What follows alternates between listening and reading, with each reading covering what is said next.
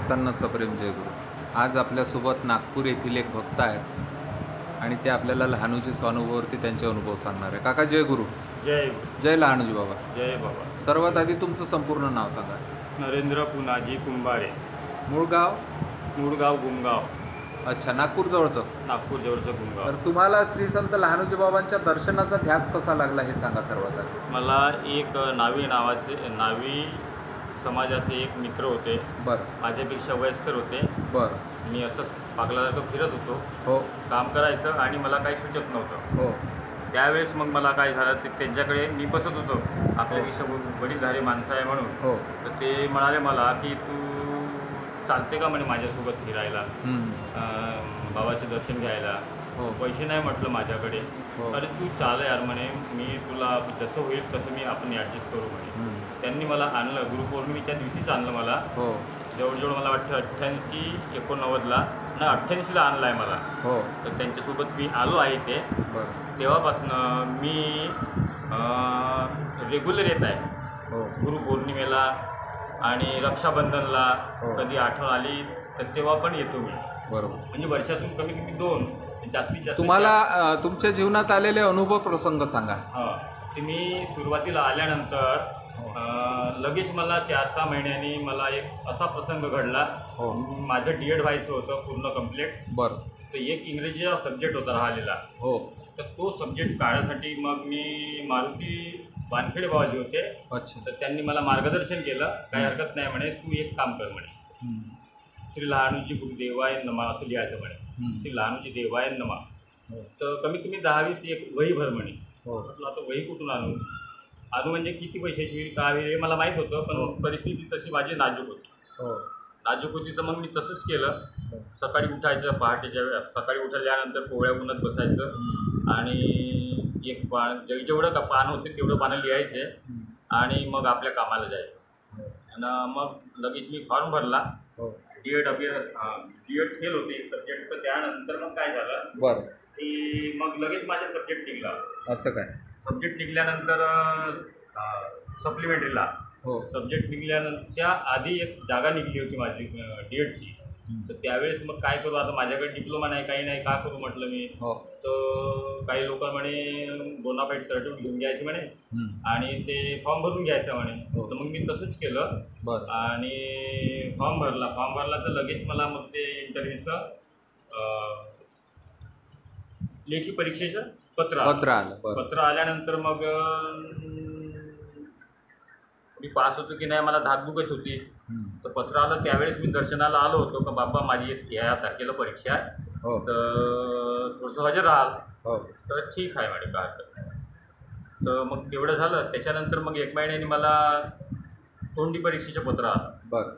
तोंडी परीक्षेचं पत्र आलं तर ते मग आता कसं करायचं म्हटलं. पुन्हा मग मी 2 वाजता ते 3 वाजता मला पोस्टाने ते पत्र आलं. तर मी मग इथून तिथून ॲडजस्ट करून मी पैशाची व्यवस्था करून मी मग लगेच महाराजाच्या दर्शनासाठी यायचं मी ठरवलं. ठरवल्यानंतर काय झालं, मग गुमगावरून नागपूरला यायला बसेस म्हणजे वेळेवर नसतात. तरी मी महाराजांनी मला वेळोवेळी मदत केली की तू इथून जा तिथे, तिथून जा तिथे. नागपूरला आलो. नागपूरहून डायरेक्ट अमरावती गाडीत बसलो. बसल्यानंतर तळेगावला उतरलो. तळेगावरून आल्यानंतर मग मला झाली 7 ते 7:30 वाजले. तर तळेगावला रात्रीची वेळ होती. दिवसाळ्याचे दिवस होते आणि कारण खूप अंधार पडलेला होता. मी एकटाच होतो, घाबरलेला पूर्ण. मी एकटाच होतो, फक्त पिशवी होती माझ्या खांद्यात. मी चाललो होतो कसं तरी.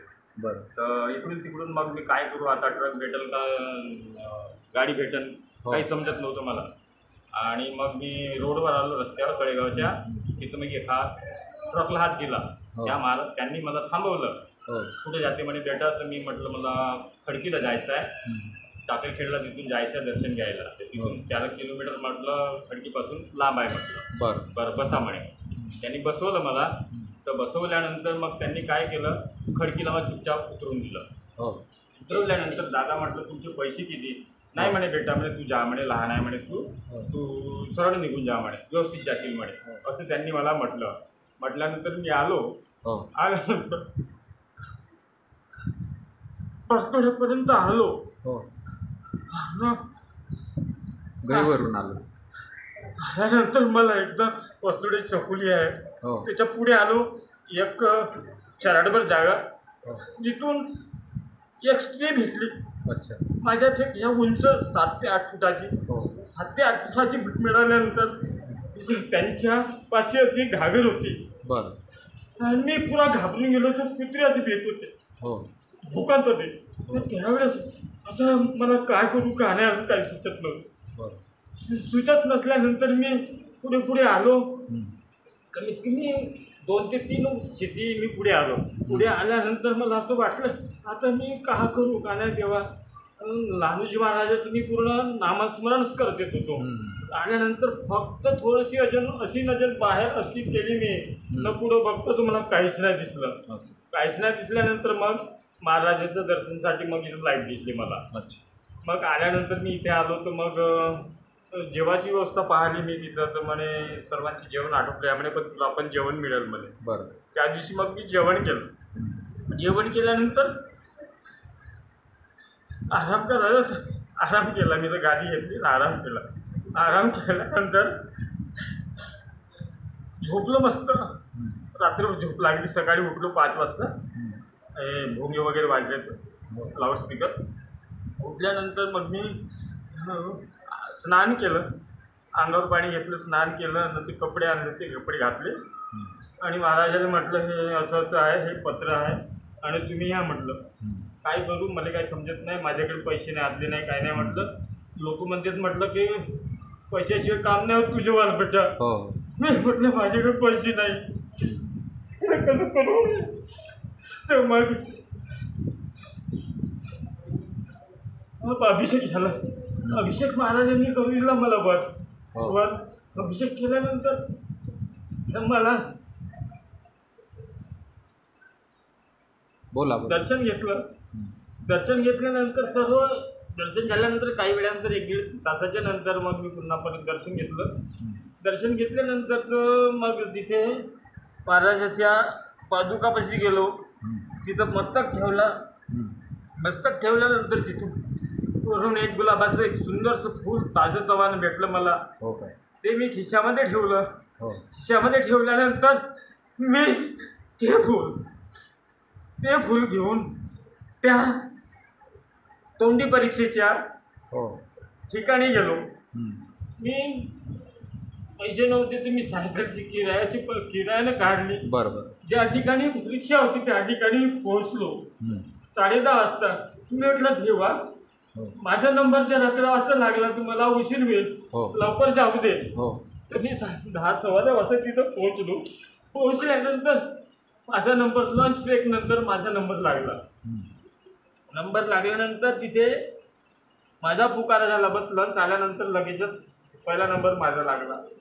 गेलो मी तिथं अनंत घाट त्यावेळेस ते त्या कमिटीचे अध्यक्ष होते. अध्यक्ष असल्यानंतर मी लगेच त्यांच्याकडे गेलो. माझं नाव विचारलं. नाव विचारल्यानंतर तू कुठे राहते वगैरे विचारलं. आणि बाकीचे 10 लोक, ते 5 लोक इकडे या बाजूला, 5 लोक या बाजूला होते. म्हणजे 10 लोकांना ते 11 लोक होते. तर त्या